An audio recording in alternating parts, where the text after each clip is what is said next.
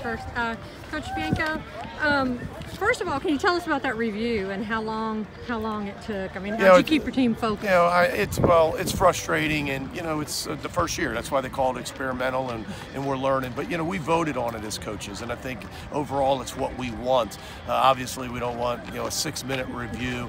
I heard they had some complications and couldn't get the replay up, but it's going to happen. And unfortunately, it happened at a huge part of the game. But it is what it is, and just proud of the way Parker handled himself. Speaking of the game, let me ask you this: this team, I don't know if last year we would have won this game after being down 4-2. So what is it a difference in mental attitude? What is it? I think just a lot of confidence. Last year we're so young, so inexperienced, and when we had a little bit of adversity, we didn't handle it very well. But this year's team's so much different, and same kids, a year older, and what a difference a year makes, and able to handle some of the adversity that this game deals you, and we saw that tonight.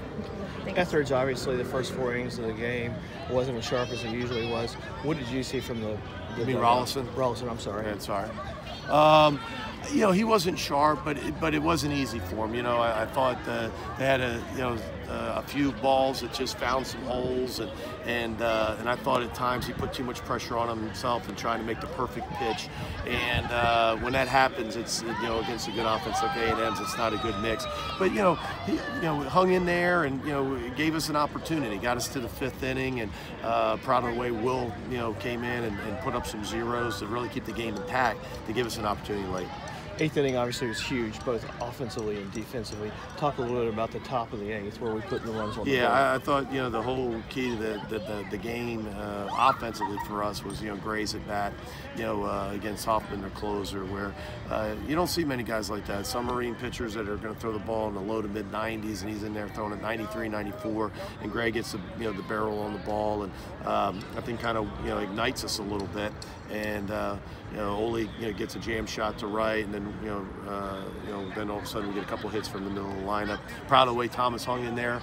Thomas had that tough day prior to that, and again, it's never over. And he gets his final at bat. He wins the game for us.